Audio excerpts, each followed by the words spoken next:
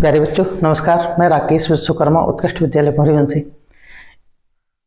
आज हम कक्षा 11वीं के एक महत्वपूर्ण प्रश्न पलायन वेग के बारे में अध्ययन करेंगे। वास्तव में पलायन वेग है क्या और होता क्या है, इसको अपन एक आसान तरीके से समझने का प्रयास करते हैं। तो चलिए अपन देखते हैं। तो सबसे पहले साधारण सी बात है, जब हम किसी वस्तु को ऊपर की ओर फेंकते हैं तो वस्तु ऊपर जाती है और ऊपर जाने के पश्चात कुछ ऊंचाई तक ऊपर जाएगी और उसके बाद कहाँ जाती है, नीचे आ जाती है। ठीक है। यदि हम थोड़ी से और वेग को बढ़ाएं तो थोड़ी सा और ऊपर जाएगी और ऊपर जाने के पश्चात फिर से क्या हो जाएगी, नीचे आ जाएगी। ठीक है। हम क्या देखते हैं, ये क्यों नीचे आती है। तो अपन जानते हैं कि न्यूटन नामक वैज्ञानिक ने सबसे पहले ये बतलाया था कि ब्रह्मांड पर स्थित प्रत्येक पिंड एक दूसरे को अपनी ओर क्या करता है, आकर्षित करता है। और किन्हीं दो पिंडों के बीच लगने वाले बल को ही हम क्या बोलते हैं, गुरुत्वाकर्षण कहते हैं। अर्थात हम यदि देखें तो ये जो पेन है, पेन पृथ्वी को खींच रहा है और पृथ्वी किसको खींच रही है, पेन को खींच रही है। अब स्वाभाविक है, पृथ्वी इतनी विशाल है तो उसका स्वाभाविक उसका आकर्षण बल ज्यादा होगा, तो वो ज्यादा तीव्रता से खींच रही है, तो ये पेन कहाँ जाएगा, नीचे की ओर ही जाएगा। ठीक है। तो ये किसके कारण हो रहा है, न्यूटन के गुरुत्वाकर्षण नियम के कारण हो रहा है। अब हम यहाँ पर ये कह रहे हैं कि जब हम किसी वस्तु को ऊपर की ओर फेंकते हैं तो ऊपर जाती है, लेकिन कुछ समय के पश्चात फिर नीचे आ जाती है। हम उसके बल को लगातार बढ़ाते जाएं। जब बल बढ़ाओगे तो वेग भी बढ़ेगा और ऊपर जाएगी और ऊपर जाएगी तो फिर नीचे आ जाएगी। अब हम अनुमान लगाएं कि यदि हम किसी वस्तु को इतनी तेजी से फेंक दें कि वो पृथ्वी पर ना आए, अनुमान लगाइए क्या ये हो सकता है। तो अपन सोचेंगे कि ये तो शायद असंभव है, लेकिन नहीं, ऐसा संभव है। यदि हम किसी वस्तु को इतनी तेजी से फेंकें कि वह पृथ्वी के गुरुत्वीय क्षेत्र को पार कर जाए। गुरुत्वीय क्षेत्र का मतलब होता है कि पृथ्वी के चारों ओर का वह क्षेत्र जहां तक की वस्तुओं को पृथ्वी के करती अपनी ओर आकर्षित कर सकती है, उसे अपन उसका क्या बोलते हैं, गुरुत्वीय क्षेत्र कह देते हैं। जैसे अपन देखें कि ये पृथ्वी है, अब ये पृथ्वी मान लो है, ठीक है, और पृथ्वी के चारों ओर का वह क्षेत्र, इसके चारों ओर का वह क्षेत्र जहां तक की वस्तुओं को अपनी ओर क्या कर सकती है, खींच सकती है, वो उसका गुरुत्वीय क्षेत्र कहला जाएगा। हम लगातार क्या करते हैं, इसको यहां से फेंकते हैं तो ऊपर जाती है और फिर क्या हो जाती है, नीचे जाती है। वेग को लगातार बढ़ाते जाते हैं तो कुछ ऊंचाई पर ऊपर जाती है, फिर से नीचे जाती है। हम इतने वेग से ऊपर फेंके कि मान लो ये पृथ्वी का गुरुत्वीय क्षेत्र है, तो ये गुरुत्वीय क्षेत्र को क्या कर जाए, पार कर जाए। और जैसे ही पार करेगी तो वह पृथ्वी के गुरुत्वीय क्षेत्र को जैसे ही पार करेगी तो फिर दोबारा वो पृथ्वी को वापस लौटकर नहीं आएगी। तो वह न्यूनतम वेग जिसके द्वारा किसी वस्तु को पृथ्वी की सतह से, यानी यहां से यदि हम फेंकें तो वह पृथ्वी के गुरुत्वीय क्षेत्र को पार कर जाए और पृथ्वी पर वापस लौटकर ना आए, उस न्यूनतम वेग को ही कहा जाता है पलायन वेग। ठीक है, सभी को समझ में आ गया कि पलायन वेग वह न्यूनतम वेग है जिसके द्वारा किसी वस्तु को पृथ्वी की सतह से फेंके जाने पर वह पृथ्वी के गुरुत्वीय क्षेत्र को क्या कर जाती है, पार कर जाती है और पृथ्वी पर वापस लौटकर नहीं आती। उस न्यूनतम वेग को ही हम क्या बोलते हैं, पलायन वेग कहते हैं। तो परिभाषा क्या होगी पलायन वेग की, कि पलायन वेग वह न्यूनतम वेग है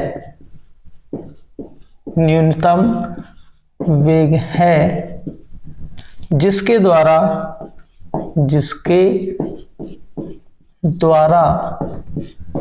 किसी वस्तु को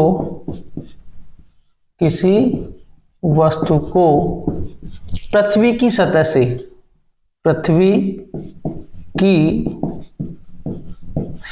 से हम कहां पर हैं, पृथ्वी की सतह पर हैं। ठीक है। तो पृथ्वी की सतह से फेंके जाने पर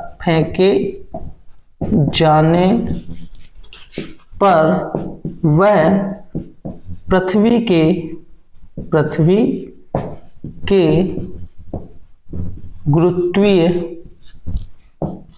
क्षेत्र को पार कर जाती है तथा पृथ्वी पर वापस लौटकर नहीं आती।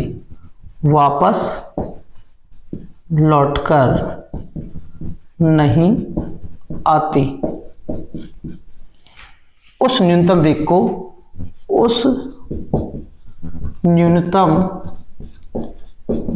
को पलायन वेग कहते हैं। पलायन वेग कहते हैं। ध्यान दीजिएगा, पलायन वेग वह न्यूनतम वेग है। न्यूनतम शब्द क्यों जोड़ा गया कि कम से कम, उससे ज्यादा में तो स्वाभाविक है पार ही कर जाएगी। तो पलायन वेग वह न्यूनतम वेग है जिसके द्वारा किसी वस्तु को पृथ्वी की सतह से फेंके जाने पर पृथ्वी के गुरुत्वीय क्षेत्र को पार कर जाती है। ठीक है, पृथ्वी की गुरुत्वीय क्षेत्र को क्या कर जाती है, पार कर जाती है। और जैसे ही गुरुत्वीय क्षेत्र को पार कर जाएगी, तो जैसे अभी गुरुत्वीय क्षेत्र में तो नीचे आती है, और जैसे ही गुरुत्वीय क्षेत्र को पार करती होगी तो वह वस्तु पृथ्वी पर दोबारा वापस लौटकर नहीं आती। उस न्यूनतम वेग को ही क्या कहा जाता है, पलायन वेग कहा जाता है। अब देखें वास्तव में पलायन वेग का मान होता कितना है। तो देखो, पलायन वेग का जो मान है वो सभी के लिए अलग अलग है, यानी सभी ग्रह हो, उपग्रह हो, या कोई भी चीज हो, तो उनके लिए सभी के लिए क्या होता है, अलग अलग होता है। जैसे हम देखें पृथ्वी का जो पलायन वेग होता है, पृथ्वी का पलायन वेग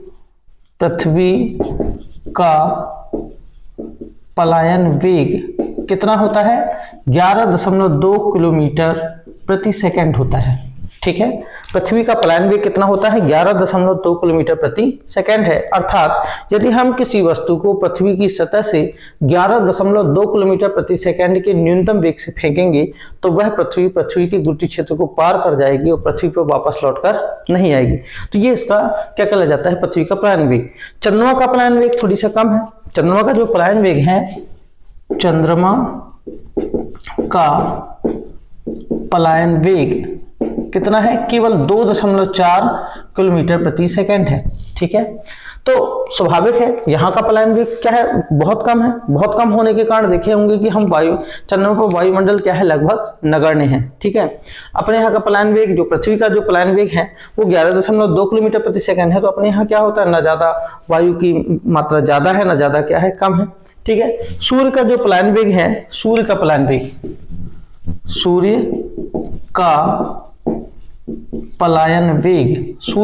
वेग 618 किलोमीटर प्रति सेकंड है।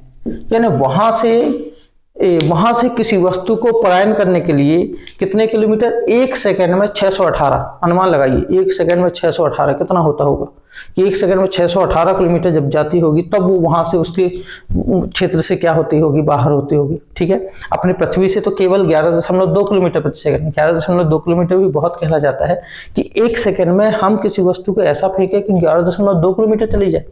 और यदि इतनी चली जाए तो यदि ऊपर की ओर फेंकोगे तो पृथ्वी को वापस लौटकर न आए। तो ये सभी जगह का जो पलायन वेग होता है वो क्या होता है, अलग अलग होता है। तो पृथ्वी का पलायन वेग कितना होता है, 11.2 किलोमीटर प्रति सेकंड। चंद्रमा का पलायन वेग कितना होता है, 2.4 किलोमीटर प्रति सेकंड।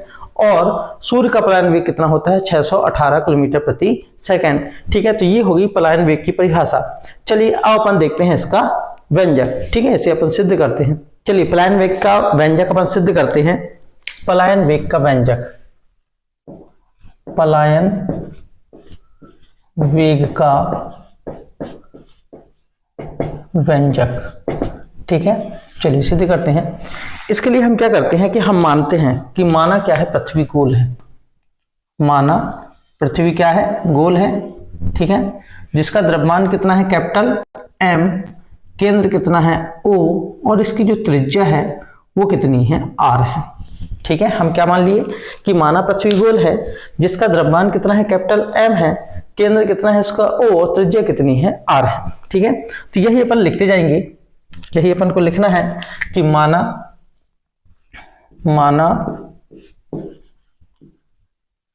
पृथ्वी गोल है, जिसका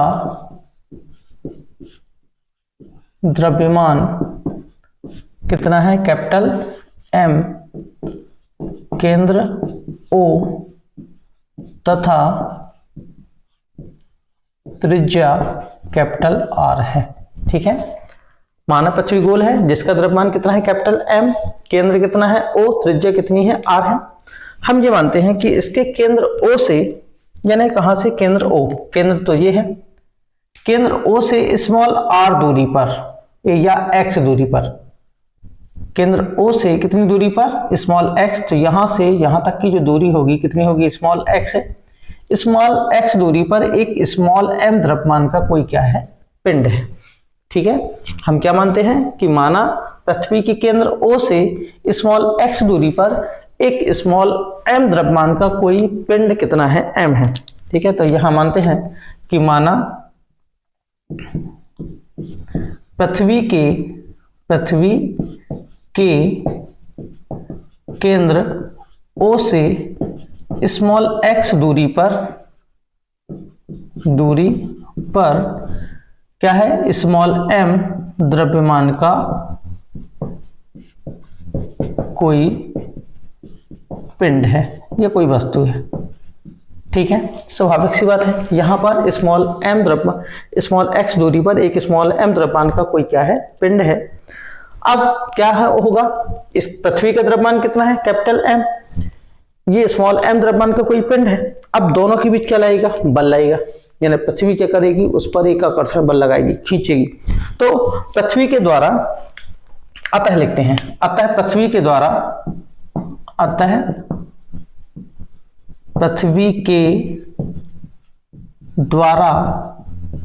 स्मॉल m द्रव्यमान के पिंड पर लगने वाला बल, ठीक है। तो न्यूटन के गुरुत्वाकर्षण नियम से अपन लगाएं कि न्यूटन के गुरुत्वाकर्षण के नियम के अनुसार किन्हीं दो पिंडों के बीच लगने वाला जो बल होता है, दोनों पिंडों के द्रव्यमानों के गुणनफल के अनुपाती तथा उनकी बीच की दूरी के वर्ग के व्युत्क्रमानुपाती होता है। तो कितना हो जाएगा, F बराबर पृथ्वी का द्रव्यमान कितना है, कैपिटल M, ये पिंड का द्रव्यमान कितना है, स्मॉल m, बटे दोनों के बीच की दूरी कितनी है, x का स्क्वायर, और यहाँ पर क्या आ जाएगा, कैपिटल G, क्या हो जाएगा, गुरुत्वीय नियतांक। तो बल कितना हो जाएगा, capital G capital M small m बटे कितना हो जाएगा, x स्क्वायर। ये पृथ्वी के द्वारा ये स्मॉल m द्रव्यमान के पिंड पर क्या है, लगने वाला बल है। हम मान लेते हैं कि ये जो है, ये बिंदु कितना है, यहाँ पर A है। अब हम इससे कुछ दूरी पर ऊपर ले जाते हैं, तो मान लो यहाँ से बिंदु A से कितनी दूरी पर, dx दूरी पर, यानी यहां से लेकर यहां तक की जो दूरी है वो कितनी है, dx है। एक बिंदु यहां पर मान लेते हैं, क्या, B मान लेते हैं, ठीक है। क्योंकि देखना, हमको क्या कराना है, हमको ये करना है कि हम किसी वस्तु को पृथ्वी की सतह से फेंकें और पृथ्वी की सतह से फेंकने पर वह जो वस्तु है पृथ्वी के गुरुत्वीय क्षेत्र को पार कर जाए, तो हम पहले ये देखें कि हम यहां से अल्प, यानी बिंदु A से बिंदु B तक कितनी दूरी है, dx, यहां से लेकर यहां तक ले जाने में आपको वास्तव में हमको कितना कार्य करना पड़ रहा। तो यहां पर लिखेंगे स्मॉल m द्रव्यमान के पिंड को, स्मॉल m द्रव्यमान के पिंड को बिंदु A से बिंदु B तक कितनी दूरी हो गई, dx दूरी, कितनी दूरी हो गई, dx दूरी तक ले जाने में किया गया कार्य बराबर क्या होता है, बल गुणित विस्थापन। तो ये अल्प कार्य होगा, अल्प कार्य dw बराबर क्या हो जाएगा, बल कितना है, F, और विस्थापन कितना, यहां से यहां तक ले जा रहे हैं, तो यहां से यहां तक विस्थापन कितना हो गया, dx, कितना हो गया, dx, अल्प दूरी यानी कितनी हो जाएगी, dx दूरी तक ले जाने में किया गया कार्य कितना हो जाएगा, dw बराबर F इंटू कितना हो गया, dx। अब हमको वास्तव में ले जाना कहां से कहां तक है, तो हमको ले जाना है पृथ्वी की सतह से अनंत तक ले जाना है। हम जानते हैं कि जब छोटा से बड़ा कार्य किया जाता है तो उसके लिए क्या किया जाता है, समाकलन। छोटा से बड़ा कार्य करने के लिए क्या किया जाता है, समाकलन। तो हम यहाँ लिखते हैं कि अतः स्मॉल m द्रव्यमान के पिंड को पृथ्वी की सतह से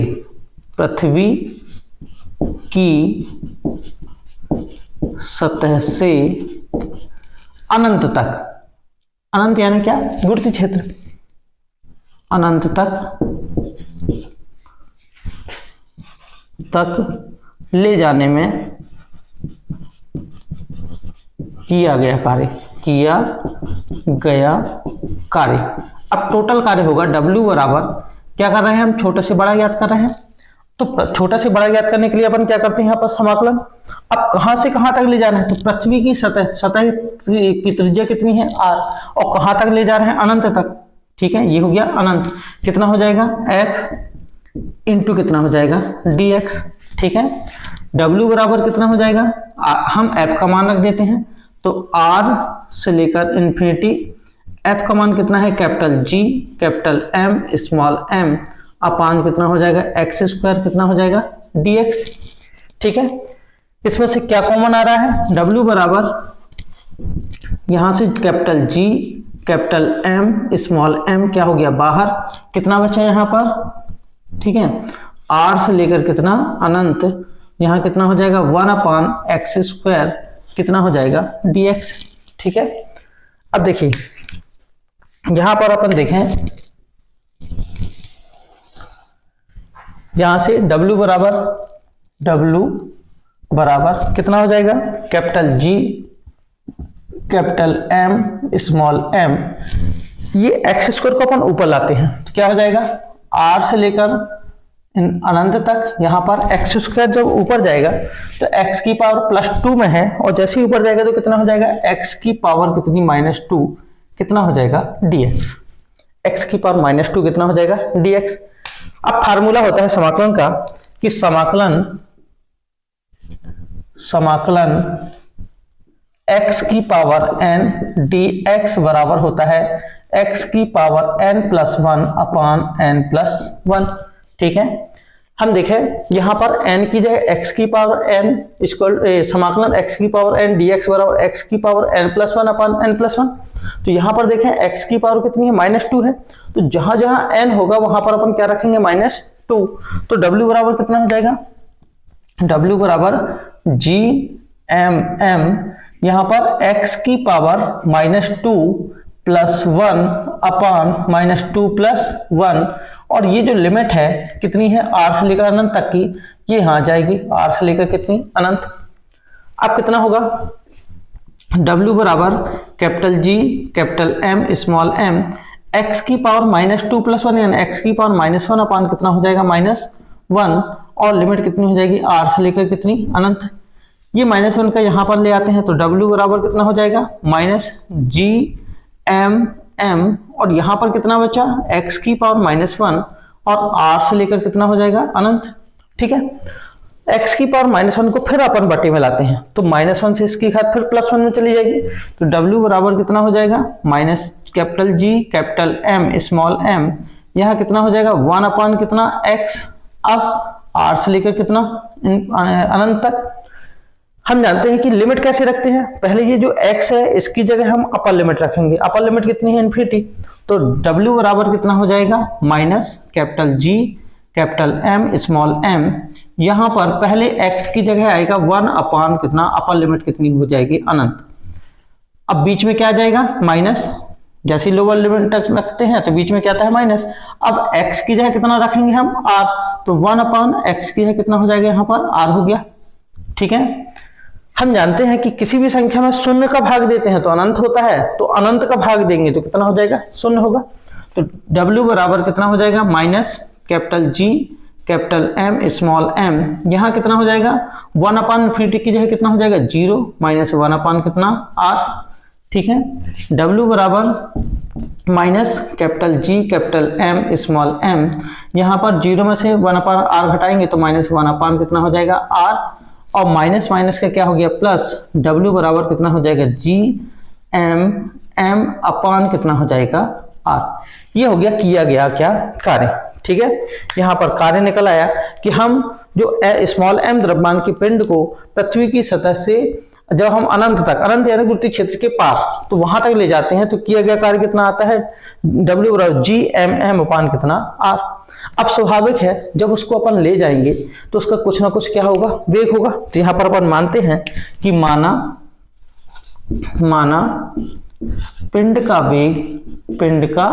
वेग कितना है v है, पिंड का वेग कितना है v है। अब पिंड का वेग होगा तो वो जा रहा है, ले जा रहा है, गति कर रहा है, तो उसकी गतिज ऊर्जा कितनी होगी, अतः पिंड की गतिज ऊर्जा, अतः पिंड की गतिज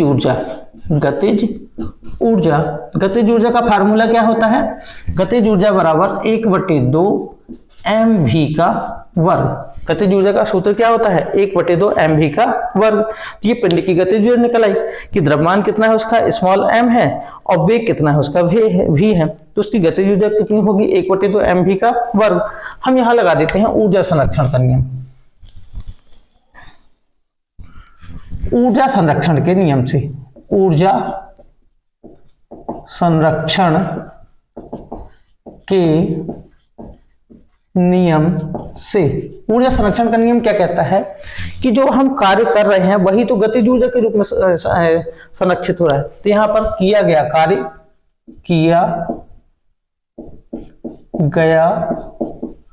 कार्य बराबर क्या हो जाएगी, गतिज ऊर्जा। ठीक है, अब किया गया कार्य कितना है, यानी किया गया कार्य का मतलब क्या होता है कि स्मॉल m द्रव्यमान के पिंड को पृथ्वी की सतह से अनंत तक ले जाने में किया गया कार्य, और गतिज ऊर्जा है उसमें संचित क्या हो जाएगी, गतिज ऊर्जा। तो कितनी हो गई, यहाँ पर दोनों के मान रख देते हैं। किया गया कार्य कितना है, capital G capital M small m बटे कितना हो जाएगा, r बटे कितना है यहाँ पर r, बराबर गतिज ऊर्जा कितनी है, 1/2 mv का वर्ग। यहां से क्या कटा, m से m क्या हो गया, स्मॉल m से स्मॉल m क्या हो गया, कैंसिल। अब कितना बचा यहाँ पर, g m अपान कितना r इक्वल टू 1/2 कितना हो जाएगा, v स्क्वायर कह दिया अपन, मान ज्ञात करें तो 2 इसके साथ गुणा हो जाएगा तो 2g m अपान कितना r बराबर कितना बचा, v स्क्वायर। ठीक है, क्योंकि हम जानते हैं कि स्मॉल g और कैपिटल G में एक संबंध होता है, स्मॉल g व कैपिटल G में संबंध, स्मॉल g और कैपिटल G में संबंध क्या होता है, स्मॉल g बराबर कैपिटल G कैपिटल M अपान कितना r स्क्वायर। तो यहां से यदि अपन gm का मान ज्ञात करें तो gm बराबर कितना हो जाएगा, gr स्क्वायर। ये जो gm है इसकी जगह अपन ये वाला मान रख सकते हैं, कितना हो जाएगा 2 gm की जगह कितना हो जाएगा, gr स्क्वायर अपान कितना r इक्वल टू कितना हो जाएगा, v स्क्वायर। यहां से एक r से एक r क्या हो गया, कैंसिल। तो कितना हो जाएगा 2gr बराबर कितना हो जाएगा, v स्क्वायर। v का मान ज्ञात करें तो v बराबर यहाँ ऐसा भी लिख सकते हैं, v स्क्वायर बराबर 2g कितना r, तो v बराबर कितना हो जाएगा, अंडर रूट कितना हो जाएगा 2gr। यही क्या है, पलायन वेग के लिए क्या है, व्यंजक है। ठीक है, तो सभी बच्चों को समझ में आ गया होगा कि सबसे पहले हम यहाँ पर ज्ञात क्या करेंगे कि हम मान लिए कि माना पृथ्वी गोल है जिसका द्रव्यमान कितना है, कैपिटल M है, केंद्र O है तथा त्रिज्या कितनी है, R है। इसके केंद्र O से स्मॉल x दूरी पर एक स्मॉल m द्रव्यमान का कोई पिंड है। अब ये पृथ्वी के द्वारा स्मॉल m द्रव्यमान के पिंड पर लगने वाला सबसे पहले अपन बल ज्ञात करेंगे, तो ये बल निकल आएगा। उसके बाद हम यहां से मानते हैं कि बिंदु A से स्मॉल कितनी दूरी पर, dx दूरी पर एक बिंदु क्या है, B है। तो पहले पिंड को A से B तक ले जाते हैं, और A से B तक ले जाते हैं तो अल्प कार्य कराते हैं कि वहां तक ले जाने में किया गया कार्य कितना है, कार्य बराबर होता है बल गुणित विस्थापन यानी F इंटू कितना हो जाएगा, dx। फिर इसके पश्चात हमको परिभाषा के अनुसार कि पलायन वेग की परिभाषा है कि पलायन वेग वह न्यूनतम वेग है जिसके द्वारा किसी वस्तु को पृथ्वी की सतह से फेंके जाने पर वह पृथ्वी के गुरुत्वीय क्षेत्र को पार कर जाए। गुरुत्वीय क्षेत्र को पार करने का मतलब क्या होता है, अनंत पर पहुंच जाए। तो वही कार्य कराते हैं कि अतः स्मॉल m द्रव्यमान के पिंड को पृथ्वी की सतह से अनंत तक ले जाने में किया गया कार्य। तो यहाँ पर छोटा से बड़ा ज्ञात करना, तो क्या करते हैं, समाकलन। तो r से लेकर अनंत f इंटू कितना हो जाएगा, dx। f का मान रखेंगे, f का मान रखने के पश्चात gmm हो गया बाहर, यहाँ कितना बचेगा 1/x स्क्वायर। 1/x स्क्वायर में x स्क्वायर को अपन ऊपर ले जाएंगे तो x की पावर कितनी हो जाएगी, -2। समाकलन का फार्मूला लगाएंगे, समाकलन x की पावर n dx बराबर x की पावर n+1 अपान n+1। अब यहाँ पर n की पावर क्या है, यहाँ पर -2 है, यहाँ पर n की पावर कितनी, -2। तो इस फार्मूले में जब मान रखेंगे तो x की जगह कितना रखेंगे, -2। तो x की पावर -2 + 1 अपान -2 + 1, और लिमिट जो रहती है वो यहाँ आ जाएगी r से लेकर अनंत।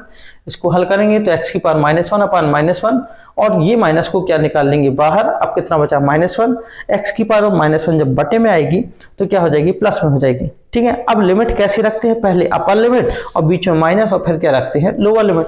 तो ये जो x है इसकी जगह पहले अपर लिमिट रख दिए, बीच में माइनस, और फिर x की जगह लोअर लिमिट कितनी रख दी है, r।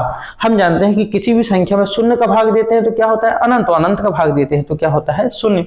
तो 1/अनंत बराबर कितना हो जाएगा, शून्य। -1 अपान कितना r। अब शून्य में से 1 अपान r घटाएंगे तो -1 अपान r ही आएगा, और माइनस माइनस का क्या हो गया प्लस GMM अपान कितना r।